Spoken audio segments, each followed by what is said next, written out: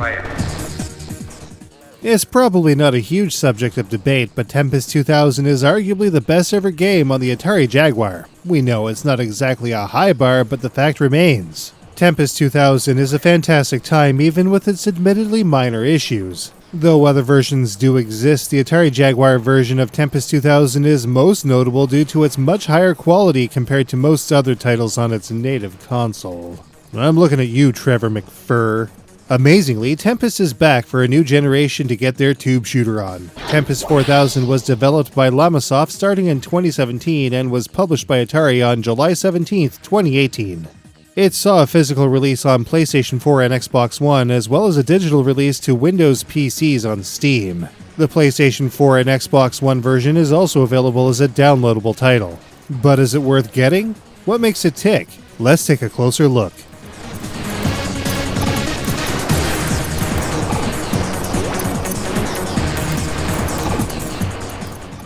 At its core, Tempest 4000 plays almost identically to the original Atari arcade version of Tempest from 1981, albeit without the spinner-style control scheme.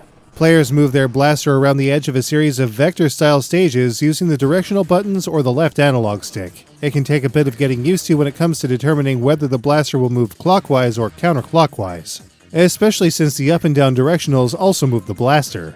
There's also acceleration and inertia involved as well. Moving takes a bit of time to get going and drifts a bit after the input is released, which isn't exactly ideal, as we'll soon see. Meanwhile, enemy units will make their way from the opposite end of the stage towards the player in an effort to trap or shoot them. Players can deal with this opposition by shooting back at them along various tracks, which are highlighted when players are on them. Pressing the cross button will fire the player's main shot. Holding down the button will result in rapid fire, though by default only a certain number of shots can be on screen at once. Enemy bullets and hazards aren't the only thing players need to watch out for. The blaster can also be caught by some enemies that make their way to the player's edge of the stage, resulting in the loss of a life. Some of these enemies can be taken out by firing point blank as they are traversing between tracks if players are careful. But if they're caught, the player can reactively deploy the super zapper by pressing the circle button to take out their abductor and all other enemies on the screen before being dragged off the field. The Super Zapper can also be used to do a general stage wipe if things get crowded as well, but caution should be used as the Super Zapper can only be used once before having to be recharged between stages. Once all enemies are defeated, players make their way to the next stage. Some enemies leave behind spikes, no one here has stems, so players need to choose an empty track or otherwise deal with these hazards to progress. But that's just the basics. Tempest 4000 also implements a number of great power-ups, many of which were first added to Tempest 2000 on the Atari Jaguar. Power-ups are represented by green pluses. These are awarded after a certain amount of enemy kills and will continue moving steadily forward in a manner where a player might miss them if their timing is off. These pluses have a trail to them though, so as long as the player passes through this trail, it'll be collected. A number of these enhancements exist. Particle lasers will increase the power of the player's main shot. Jump allows the players to vault away from the stage momentarily to avoid danger or perhaps catch a missed power-up. Beauty will make the blaster invincible while destroying enemies on the player's track, but jumping will be disabled. Maximum bullets allows the player to fire continuously with no limit to how many bullets can be fired consecutively. Finally, an AI droid can also be collected, which will patrol the player's edge of the field, laying down supporting fire, taking out player edge enemies, and even saving the player's bacon if they get caught with no super zapper available. Definitely a handy thing to have. All of these power-ups will be enabled in a specific order according to stage, amid various point bonuses which we'll get into shortly. This order is only triggered by collected power-ups though. For example, if you catch the first, miss the second, and pick up the third, you'll only get what the second one would have offered. Since all power-ups are lost at the beginning of each new board, knowing how each stage flows will allow the player to strategize and make do with limited power to start at each stage while pickups gradually become available. With this in mind, a special pickup known as a warp triangle is able to be obtained if a large number of power-ups are collected in a single stage. 4 of these will do something pretty cool, as we'll see in the scoring segment. In later stages, if players perform particularly well, they can even trigger a brief invincibility, which also behaves just like Beauty.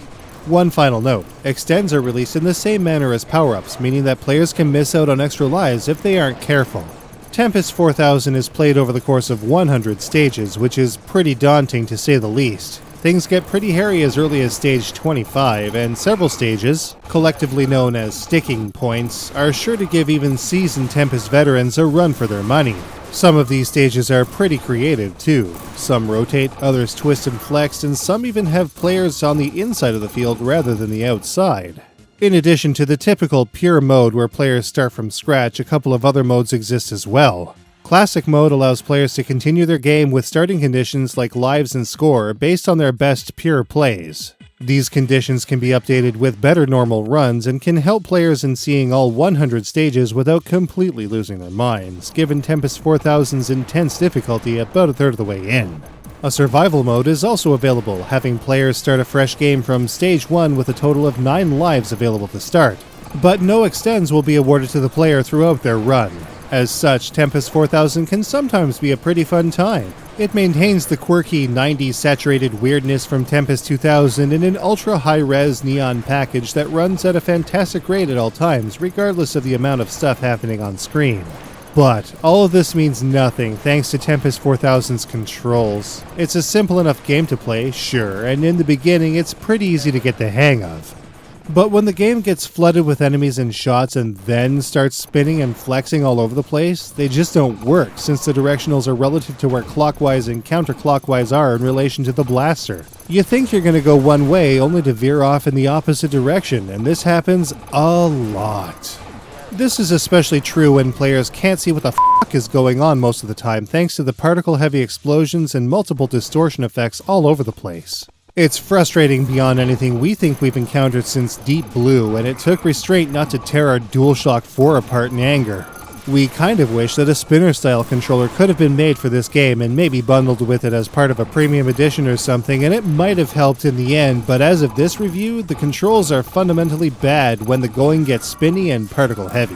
If it can be believed, the control here isn't anywhere as good as with Tempest 2000, which is hilariously ironic given 2000's native console. In the end, we were never really comfortable with the control, and ended up just winging the blaster around the stage to deal with enemies that way. No finesse, just a brutish hold two buttons approach to force our way through the continued classic stages with just one life to our name. It's an approach that can sometimes work better than playing Tempest 4000 properly, especially when the despair of getting held up on a single stage for days starts wearing on a player's soul. Like anything else, it can be mostly acclimated to at lower stage numbers, but there will be far more frustration than comfort here, as we'll soon see.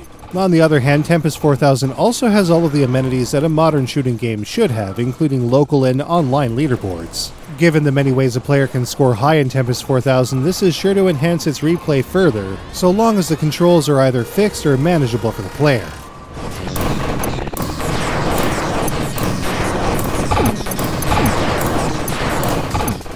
As an update to an arcade classic from the dawn of gaming, Tempest 4000 could have just left the scoring as is and called it a day. Thankfully, there is more to Tempest 4000 scoring, much of which was first introduced in Tempest 2000. Firstly, enemy destruction will make up a huge part of the player's score, but not just because there's plenty to shoot. Hitting enemies further away from the player will result in a higher score. However, players cannot score on enemy kills when jumping unless a super zapper is in use. Enemy kills are also multiplied when using the super zapper or getting the beauty power-up. Speaking of power-ups, players will get a number of point bonuses when collecting ever-increasing amounts of these drops. The first bonus, Pleasure, will award 1,000 points to the player. Treasure will award 4,000 points. Heaven and Beyond awards 8,000 points. Most stages allow for all of these bonuses to be collected as well, so skillful players should have no trouble racking up these points in addition to the enemy kill bonus. Between stages, players can gain a significant bonus by piloting their way through a number of rings. This is done by tilting the PS4 controller. The closer to the center the players can pilot the blaster, the better the score will be. Point values between 250 points and 1,000, indicated by a heart, can be earned in this manner depending on how close to the center of these rings the players will be. Each point value also has its own unique sound effect. But the king of them all has to be the Warp Triangle bonus round. If a player collects 4 Warp Triangles, they have the chance at an enormous bonus. Instead of rings between the stage the warp is triggered at, players have to fly through a long series of triangles and then, well, this happens. Yes. Yes. Yes. Yes.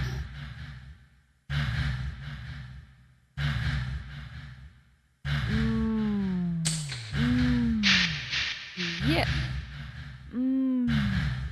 Yes. Yes. At the end, if the player can make their way through all of the rings in the warp, they will earn a smooth 50,000 point bonus. The scoring system and warp triangles make for a pretty engaging time when playing for score here. This adds a good layer of replayability to Tempest 4000, especially with its online leaderboards.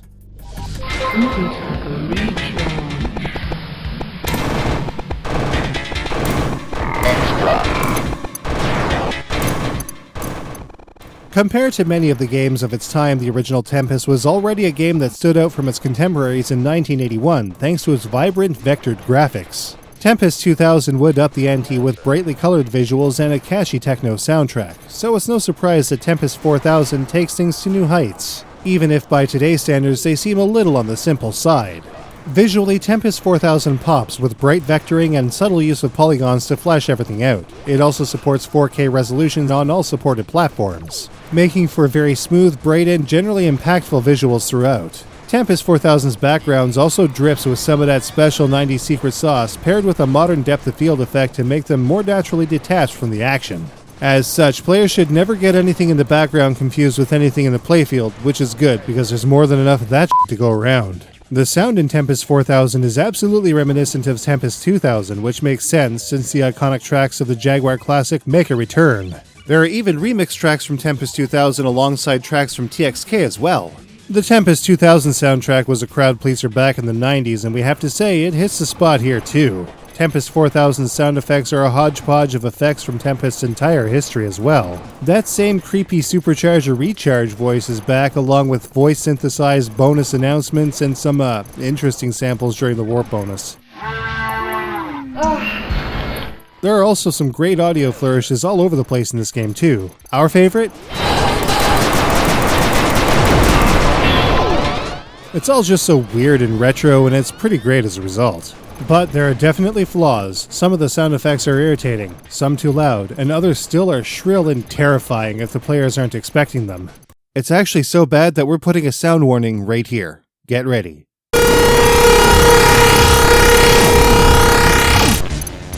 Tempest 4000 has a pretty solid UI in the grand scheme of things, with a generally vector design that glows with a brilliant neon shine. It's all super easy to navigate as well. But perhaps the best part of Tempest 4000's presentation is its plethora of references to all sorts of Atari games and hardware. A certain hexagonal stage is called Heavy Sixer, for example, referencing a very early wood-grained Atari 2600 or VCS system from the 70s. Even the upcoming Atari box gets a mention. There's also a lot of cow, llama, and goat references in here too, which is a typical trait in anything Llamasoft produces. There are also all kinds of funny twists on repeated phrases that took a while for us to notice. Eat electric death was replaced by eat electric broth, or read esoteric text, for example. It's just another way that Tempest 4000 is weird for weirdness' sake, and we're pretty cool with that. It's just a shame that the gameplay and the aesthetic don't match in terms of quality. But there's also an issue with the interface. There's no easy way to go from later stages in Classic to Stage 1 to play Pure. It takes freaking forever to scroll through the player's cleared stages. Why not just loop it back to Stage 1 at the end of the stages that have been cleared? So, how does Tempest 4000 stack up? Let's take a look.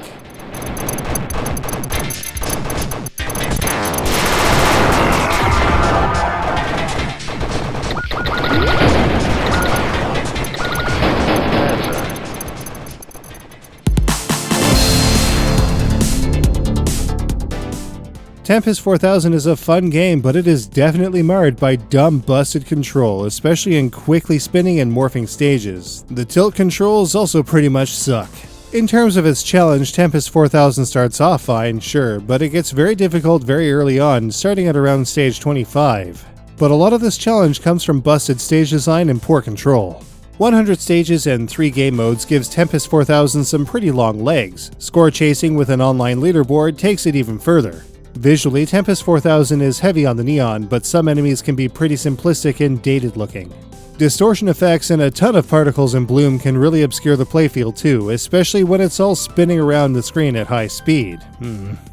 The Tempest 2000 tracks and creepy VO will definitely bring the nostalgia for players that had played, this is funny to say, the Jaguar Classic. Some sound effects are a bit too loud and way too piercing though.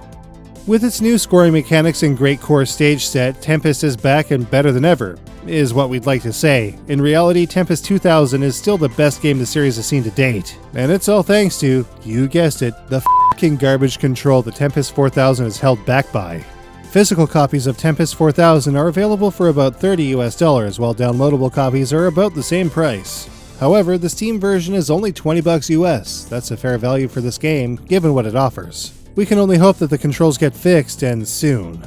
Tempest was never really a staple of our gaming experience, but we can definitely see the appeal, especially with Tempest 2000. Tempest 4000 may not be quite as good in the end, but it beats buying an Atari Jaguar these days. Tempest 4000 gets a 3 out of 5.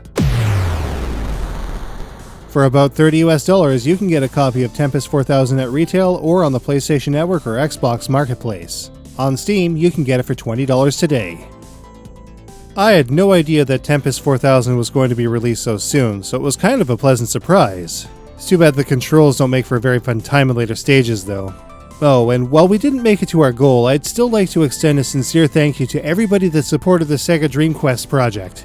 With our flexible Indiegogo funding, the equipment we buy with it will make our productions the best yet.